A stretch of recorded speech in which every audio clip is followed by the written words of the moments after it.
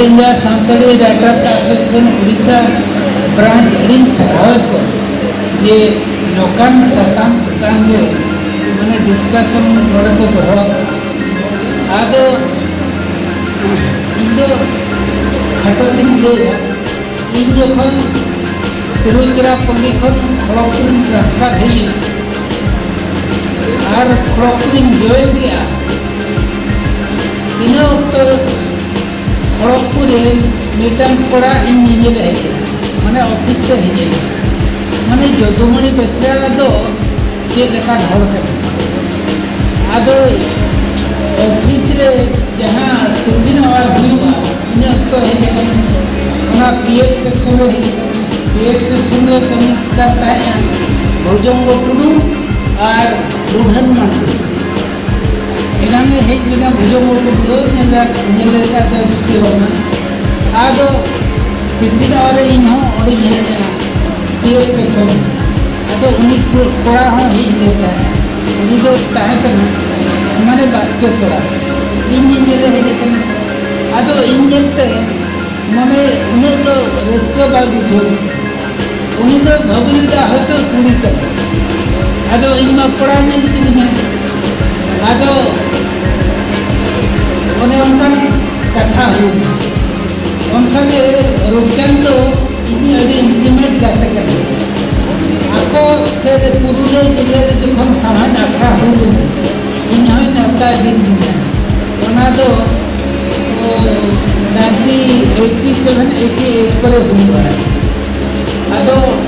अड़ी मारंग सामान आखरा हुई कना मारंग ओनोलिया को हुई कना ओना आखरा रे सरदा प्रसाद किसको हा हेले आर रुचन तो इनी इदुआ का आर ओना जहां हेंगिन छापाल ना इना नितुम होता है जदुमणि बेसरा उनी तो ओडिसा में कवि हिजु कना मनते आदो उनको हो बाको बड़ाया माने उनको दर्शक को जदुमणि बेसरा तो कुड़ी कना से कोड़ा कना उनको को माने हयतो कुड़ी कना मुनि जदुमणि दीदी मणि ओने उनका स्थित आदो को कोयो बड़ाया अखारी कुड़ी मनाया आदो को नेलिजा जखन इना तोड़ी पड़ाव ना नेलिजा को माने कोड़ा कना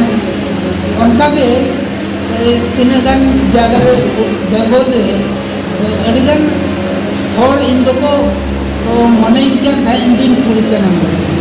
मेनखान इन कोड़ा कान और ओडिसा हर लोग बड़ाया इंडियन कोड़ा चिकाते जदुमणि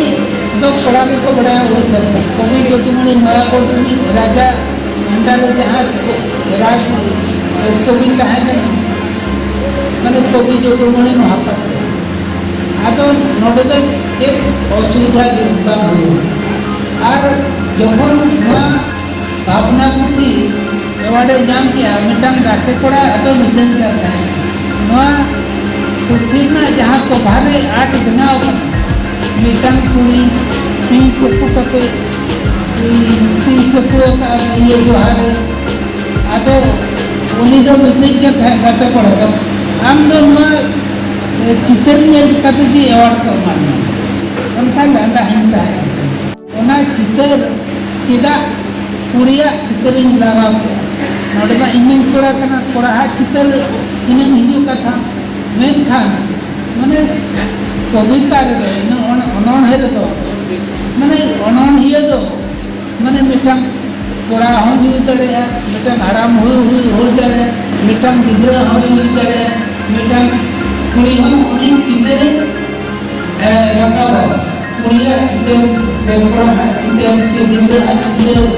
और घने के कुड़ी और घने कोड़ा को जेमन यहाँ कविता बंटा मना इंदो हिंद गिद्रा बनता है आदो मारंग तो इतना झूम जामला अंडा कमी मान हा कमी में दिन बबला आकर गिद्रा उनको मना का उनको ये समस्या बुझो में एरा हा समस्या बुझो में आदो मिना इंदो हिंद गिद्रा दिन का है खान आदो दिन के हिंद को है होगा कि ना चेरे दिया को है और गिद्रा ओना कविता तालाकिन सतरा का है ओनाते नवा भावना पुथी में चित्र हम बोला चित्र पूरी या चित्र हटाओ का ornament तो बाबा ने पूरी करना बनते इंजन करा कर लिया और ना भावना चित्र में जहाँ का जो लोग नाते तुलो दिखा तो दाम नहीं देना इन बाजार को कितने बोला मेटांग को इनका बोलू